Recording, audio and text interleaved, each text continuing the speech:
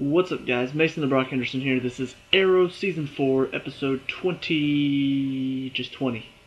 Genesis.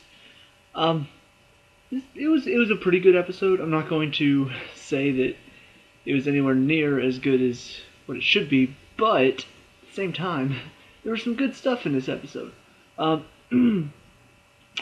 So they split apart into three separate groups, which I kind of like that. I like the fact that we're sort of now going to be experiencing the story on a couple different realms. You've got Oliver and Felicity sort of dealing with their own problems, which is actually now connecting to Oliver's issues, trying to deal with Dark's magic. You've got John, who, trying to protect his family, trying to keep them safe. And then, of course, you've got Thea, who is now inside of this secret base that Dark has, that apparently is going to be his little, hive, his own personal hive. This is actually, I am going to talk about Thea's story really fast, because at first I was like, really? Please tell me there's actually something to this, and this is not just them getting away and, enjoying a little vacation.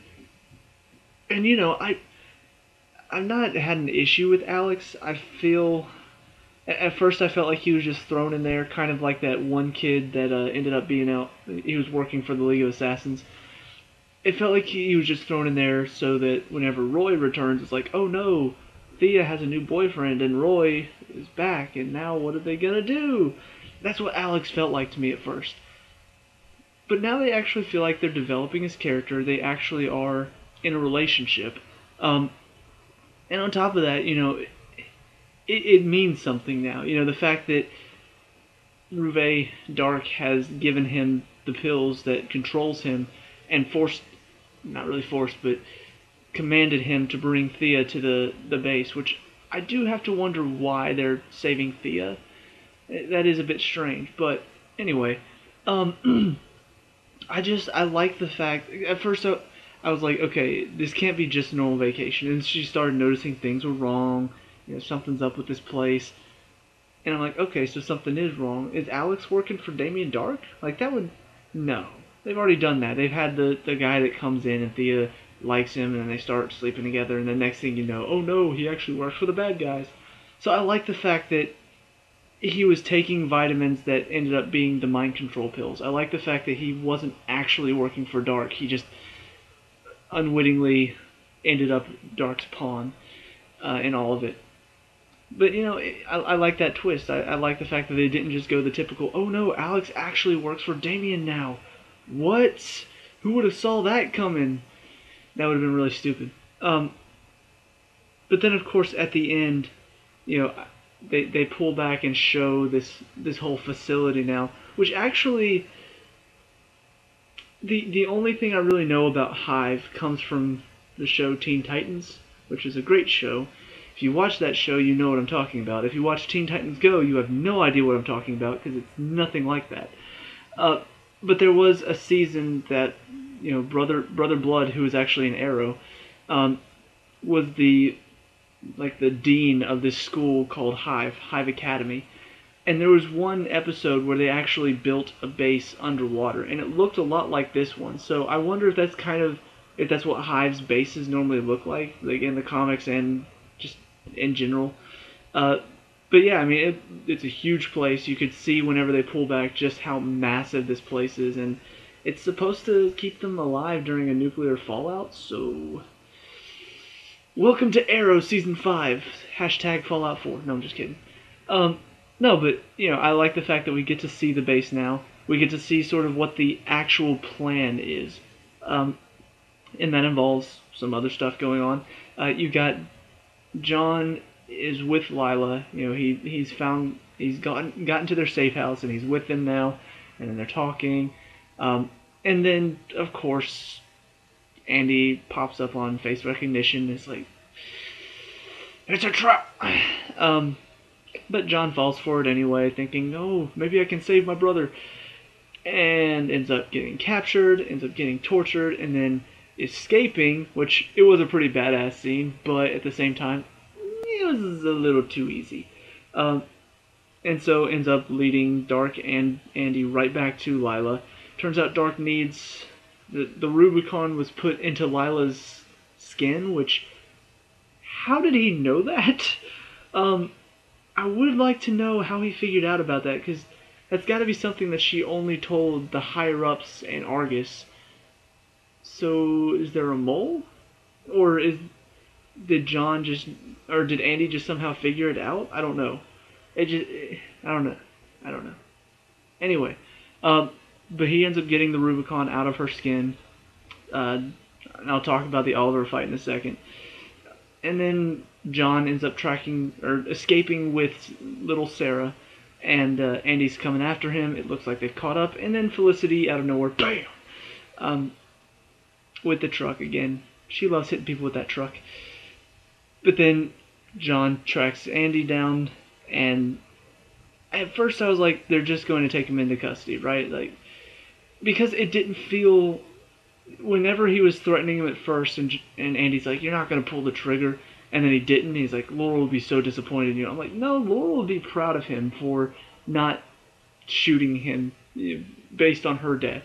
Yeah, that would be the easy way out. That would be the easy way to do it. Just shoot based on revenge."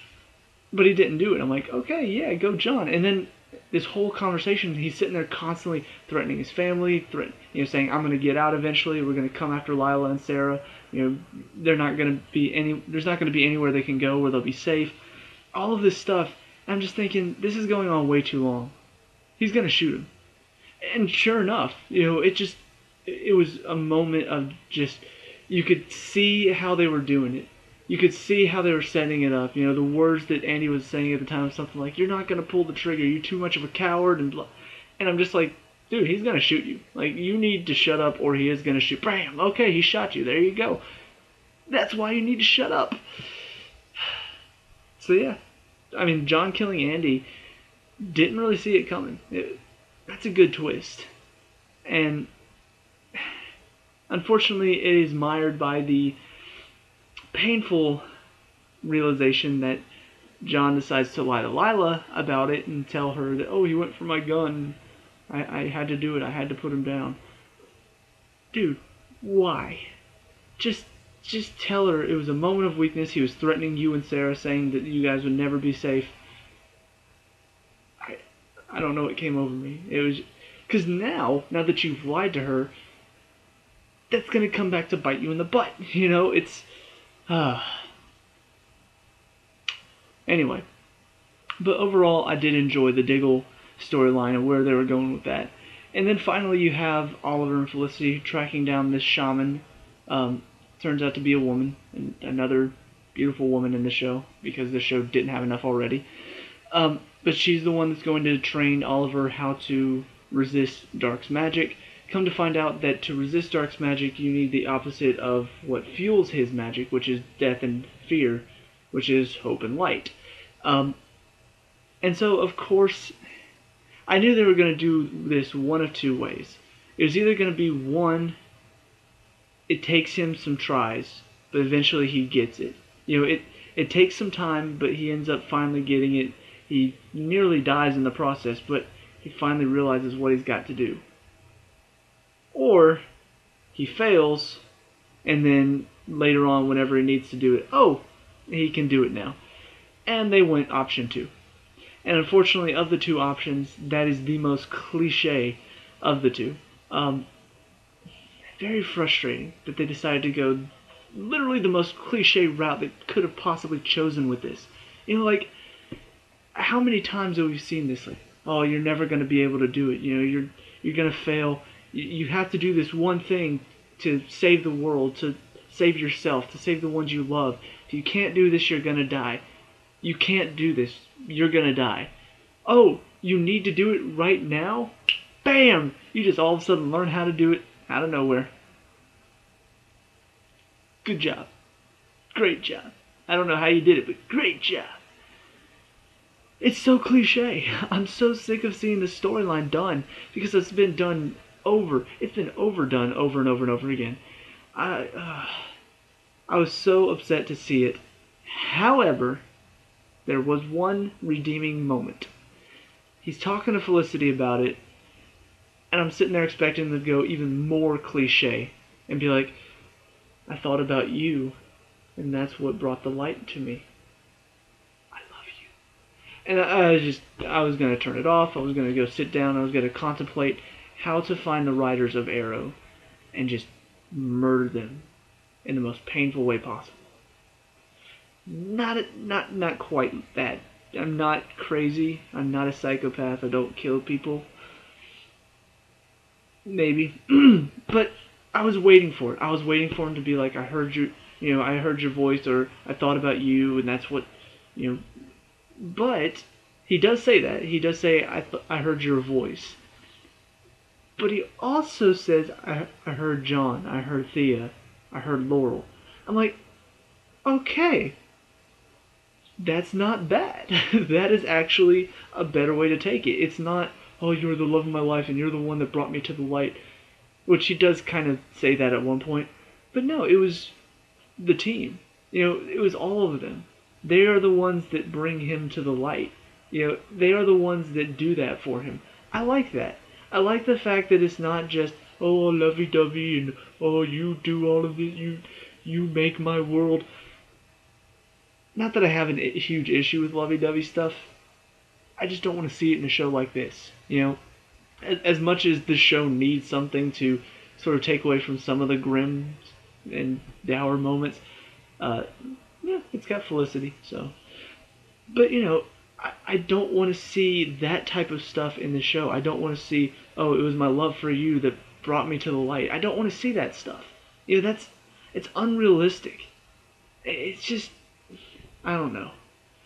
I hate it whenever shows, movies, video games, whatever it is, I hate it whenever they do that and they just take a concept that is, oh, somehow they managed to survive, and it turns out, oh, it was my love for this person, that's what brought. Yeah, that's great. You love them. But that doesn't have to be the main reason behind their victory. That doesn't have to be the one thing that saved the world, that saved their lives. You can make it because of something else. And in this case, it was. It wasn't just his love for Felicity. It was also the love that he has for his sister Thea. It was also, the love that he has for John. It was the love that he had for Laurel. All of that stuff, that's what brought him to the light. I like that. That's a good concept. And even though this whole he suddenly learns how to do it thing was very cliche, they didn't go 100% cliche.